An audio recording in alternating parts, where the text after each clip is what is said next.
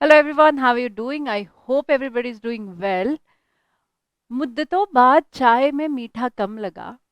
मुद्दतों बाद चाय मीठा कम लगा, लगता है तुम्हारी यादें फीकी पड़ने लग गई है ना? तो ऐसी यादें अगर फीकी पड़ने लग गई है, याद नहीं आ रहा रिस्क मैनेजमेंट क्या है, तो लेके आई हूँ supersonic scooter revision chapter number 3, risk management. Friends with benefits नहीं बता रही हूँ, रिस्क मैनेजमेंट विद बेनिफिट्स बताने वाली हूँ कि क्या क्या बेनिफिट्स है रिस्क मैनेजमेंट के। और जैसे मैंने प्रॉमिस किया था कि quick summary before we go to the exam centre, हम बैठे रहते हैं स्कूटर पे, याद करते रहते हैं अच्छा चैप्टर 1 में क्या है, 2 में क्या है, 3 में क्या है। तो वैसा ही आज चैप्टर 3 का रिस्क मैनेजमेंट बताऊंगी, बहुत सारे बेनिफिट्स बताऊंगी, क्या कैसे पढ़ना है। चलिए let me quickly share my screen with you.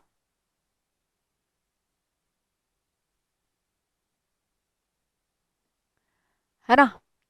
Learning outcomes क्या है, risk management, concept of risk management, objective and process of risk management, importance of risk management and risk management techniques. बहुत ही आसान था। पहले 5 चैप्टर, जैसे मैं हमेशा से बोलती, पहले 5 चैप्टर और 8 चैप्टर इंटरलिंक है। फर्स्ट चैप्टर में हमने 5 चीजें कौन सी देखी? रिस्क रिस्क रिस्क और रिस्क और रिस्क, सिर्फ रिस्क, रिस्क के definition, types, types of risk, categorisation, classification, और बहुत टेबल्स देखे हमने, टेबल में बहुत सारे डेफिनेशंस देखे, right? That was chapter 1। Chapter 2 में हमने देखा कि अच्छा रिस्क पता चल गई, रिस्क के बाद क्या, रिस्क के बाद ये है कि उसके सोर्सेज क्या है, फिर असेसमेंट करो, फिर क्वांटिफाई करो, फिर मेजर करो, है ना? तो ये सब करना मतलब क्या है? ये सब करना मतलब रिस्क मैनेजमेंट है। आगे बढ़ते हैं, देखते हैं रिस्क मैनेजमेंट मतलब, ये इनकी हिस्ट्री बताई है कि रिस्क मैनेजमेंट कैसे आया है। That we don't really need to worry about. Views to be mentioned in the answers. तो यहाँ पे हमें Warren Buffett, Theodore Roosevelt, R M standards by IRM and Thomas S Coleman के बहुत सारे रिस्क मैनेजमेंट के, रिस्क के नहीं, रिस्क मैनेजमेंट के आपको डेफिनेशंस मिलेंगे। ये हर आंसर्स में आने चाहिए। ऑल राइट, आगे बढ़ते हैं। Risk attitude, appetite and tolerance, इसके इसके इसके लिए हमने बहुत सारे एग्जाम्पल्स देखे, केस स्टडीज देखी। एक हार्वर्ड यूनिवर्सिटी की मैंने आपको business case, real case study भी दिखाई। ठीक है, तो रिस्क एपेटाइट, एटीट्यूड और टॉलरेंस मतलब क्या, एक क्विकली देख लेते हैं जिनको अभी भी थोड़ा सा कंफ्यूजन है। तो ये वाला क्लासिक एग्जांपल मैंने लिया था कि I am owner of the company, I can take a risk of let's say $1000। सो $1000 ये उसकी रिस्क कैपेसिटी हुई। फिर एक पर्टिकुलर प्रोजेक्ट के बाद वो बोलते हैं कि $100 का मैं एंटिसिपेशन कर सकता हूँ कि मेरा रिस्क एपेटाइट $100 का रहेगा। फिर मैं बोलता हूँ कि अच्छा ठीक है, एक थ्रेश होल्ड है $75 का। If the total impact of the project risk crosses this threshold, and there is a high probability that project risk will cross my risk appetite of $100, it will be alarming situation for me. I will take special interest in this project because it is coming closer to my risk appetite. And besides this, I am also prepared that if the impact increases to, where is my pen, to even $110, it I will be okay with that. It means the tolerance is 10% above the risk appetite. Total risk beyond $110 will impact my interest and rewards, or other words, beyond 10% no risk will be acceptable to me. This is my tolerance limit. समझ आ रही बात? इस पे हमने example बहुत सारे देखे थे कि एक ओनर है, he can take the risk, let's say rupees $1000 की, उसकी रिस्क कैपेसिटी मतलब है $1000 की, right? Out of this project, particular project के लिए वो साइड लाइन रखता है कि total risk is of $100, right? कि इसमें मुझे कुछ तो anticipation, the anticipation of some reward रहेगा। फिर वो बोला कि मेरा एक इम्पैक्ट अगर $110 रहा तो भी मैं चल सकता हूँ, लेकिन वही रिस्क का इम्पैक्ट 115 हुआ तो थोड़ा सा मेरे लिए वरीसम है, थोड़ा मैं टॉलरेंस लिमिट मेरा क्रॉस हो जाता है। तो ये हुआ आपका टॉलरेंस लिमिट। वही उनको बोलना है कि what do you mean by risk attitude, appetite and tolerance. Risk attitude averse हो सकता है, न्यूट्रल हो सकता है, और रिस्क टेकिंग भी हो सकता है। एवर्स मतलब नहीं लेना है, न्यूट्रल मतलब तुम जानो, है ना क्या करना है, और रिस्क टेकिंग मतलब खतरों के खिलाड़ी है हम, डर के आगे जीत है वाले लोग हैं हम। एवर्स मतलब नहीं यार, नहीं मतलब मैं हूँ वो सही है, जो चल रहा है लाइफ में अच्छा है। न्यूट्रल मतलब तुम जानो, मुझे कोई लेना देना नहीं, जैसे अपने मम्मी लोग बोलते हैं ना, हाँ तुम करो, तुम्हारे मन का करो। हाँ, तो ये न्यूट्रल वाली चीज हो गई, right. Risk tolerance, degree of variability रहती है इन investment returns, right. Risk appetite मतलब डिटर्मिनेशन है, कौन से चीज का डिटर्मिनेशन वो बोल रहे हैं। Risk taking capacity, how much risk willing to take. Board of directors top down, हमने चैप्टर 2 में देखा, टॉप डाउन मतलब वाटरफॉल, ऊपर से नीचे जब आते हैं, राइट। तो ये सारे हमने रोल्स एंड रिस्पॉन्सिबिलिटीज किस किसके है बोर्ड ऑफ डायरेक्टर्स के, ये हमने यहाँ पे देखे हैं।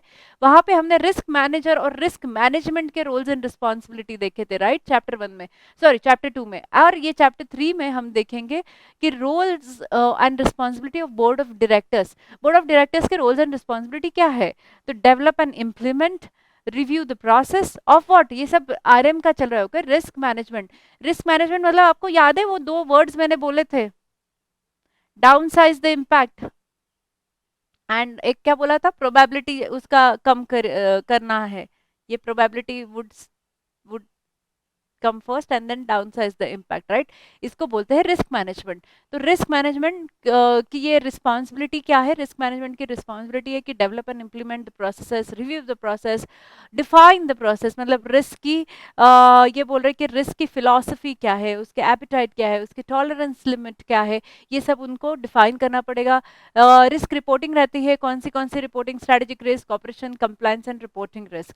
रिव्यू करना पड़ेगा financial plans, financial objectives, capital requirement and material transactions, and decide and direct the risk appetite, capacity and tolerance, right.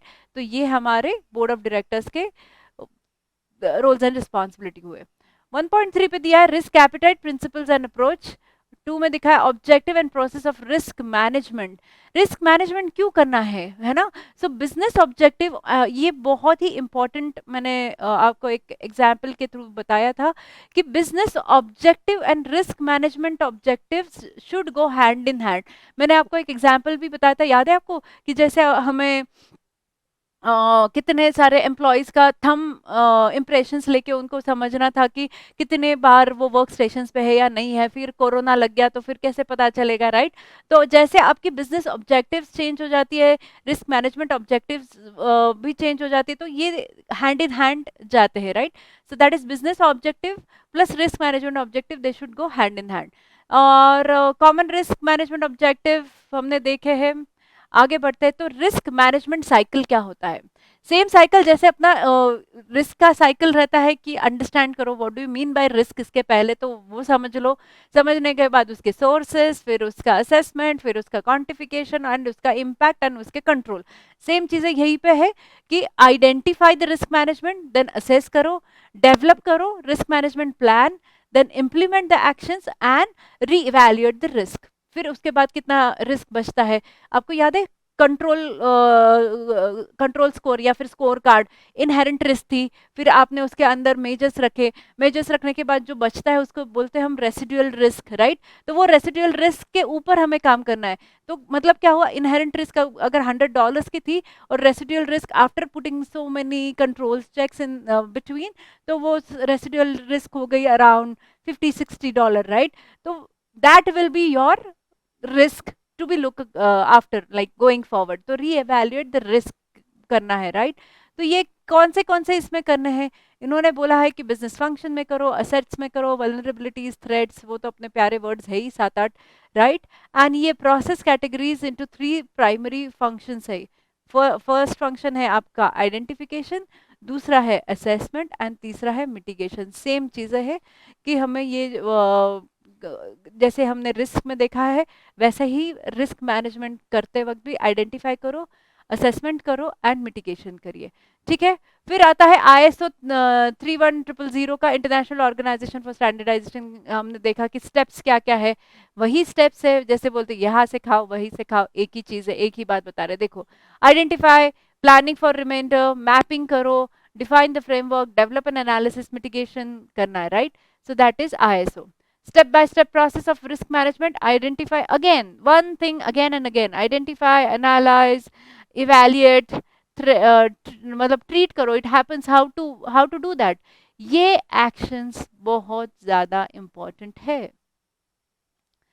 Avoid करो, रिड्यूस करो, शेयर करो और रिटेंशन करो। याद है सेकंड चैप्टर में भी हमने यही देखा था, राइट? तो ये वो रिस्क के रिलेटेड था, ये रिस्क मैनेजमेंट के रिलेटेड है।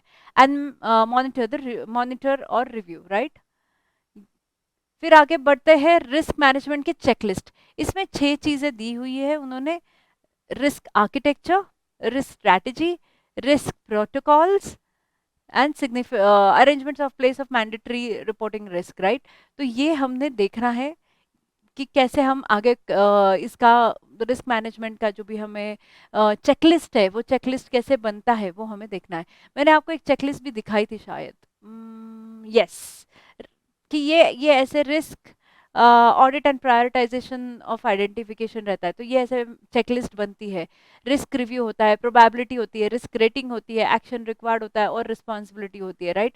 तो मैंने आपको ये भी बहुत अच्छे से समझाया था कि कैसे कैसे ऑडिट, और आई नो ये ऑडिट का चीज़ है, इंटरलिंक्ड हम कर सकते हैं। फिर आगे बढ़ते हैं, importance of risk management and not risk planning. Planning के बारे में बात नहीं कर रही है, इंपॉर्टेंस ऑफ रिस्क मैनेजमेंट के बारे में बात कर रहे हैं कि क्यों इंपॉर्टेंट है रिस्क मैनेजमेंट, क्यों करना चाहिए। Because it is important pillar of governance, Fortune 500 companies का इंक्रीज ग्रोथ होता है, continuous improvement in decision making, loss कम होते हैं, प्रॉफिट ज़्यादा बढ़ते हैं, save time and money, right? So benefits of risk management plan, right? तो मैंने यहाँ पे हमेशा आपको बोलती हूँ, failing to plan is planning to fail, right? तो benefits of risk management plan is different and benefits of, I mean importance of risk management is different, right? So वो हमें ध्यान में रखना है।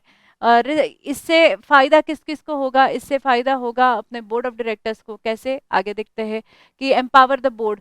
क्यों बोर्ड को फायदा होता है? टॉप थ्रेट्स पता चलते हैं, असेट प्रोटेक्शन हो सकता है, कैपिटल एलोकेशन हो सकता है, प्रॉब्लम सॉल्विंग इफेक्टिवली हम रिस्पॉन्ड कर सकते हैं। And insurance and RM system hand in hand चलता है। इंश्योरेंस परचेस करना पड़ता है, पॉलिसी एंड प्रोसीजर्स उसके दिए रहते हैं, assets, repudiation, financial security and operational interruption, right? अब चलते हैं रिस्क मैनेजमेंट के टेक्निक्स पे। क्या क्या टेक्निक्स हो सकते हैं? एक तो टॉलरेट करो, या फिर ट्रांसफर करो, या फिर टर्मिनेट करो, या फिर ट्रीट करो, राइट?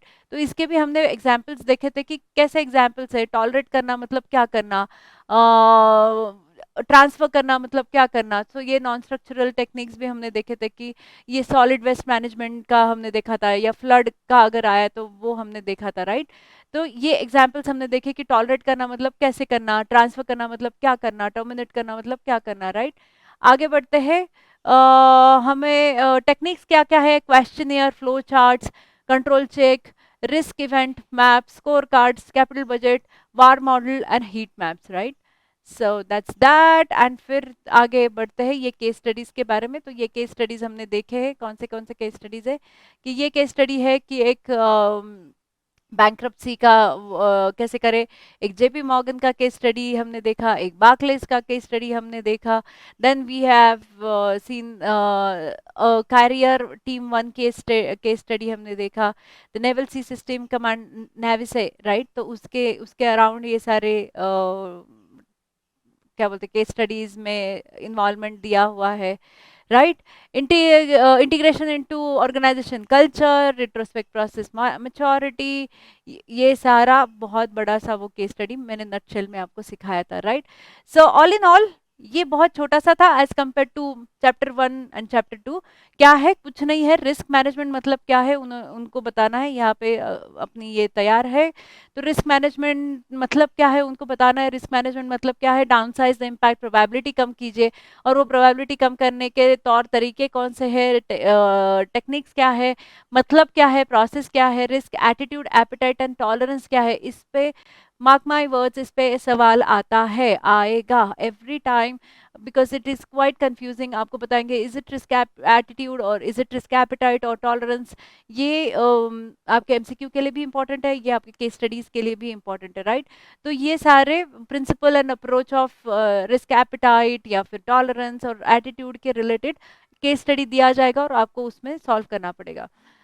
एंड ऑब्जेक्टिव क्या है? रिस्क मैनेजमेंट के ऑब्जेक्टिव हमने लिख के रखे हैं कि क्या क्या ऑब्जेक्टिव है। फिर आईएसओ स्टैंडर्ड के हिसाब से क्या है वो देखे, step by step process of risk management देखा, एंड चेकलिस्ट देखा, इंपॉर्टेंस ऑफ रिस्क मैनेजमेंट देखा, रिस्क मैनेजमेंट टेक्निक्स देखे, कौन से टेक्निक्स है, risk question, flow charts, event map, score cards, value at risk, heat maps, ये सारे हैं। And then there are Kotak, JP Morgan Chase, Barclays and carrier one team के case studies देखे। All right, so ये था बहुत quick scooter revision. Detail चीज़ें होती रहती है जो हमने क्लास में की है। फिर भी कुछ डाउट है, कुछ क्वेश्चन है, कुछ पूछना है तो नीचे डिस्क्रिप्शन में बहुत सारा इन्फॉर्मेशन है। Please get in touch with me, take very good care of yourself, be hydrated, and I will see you to the next class, next scooter revision. Bye bye, thanks.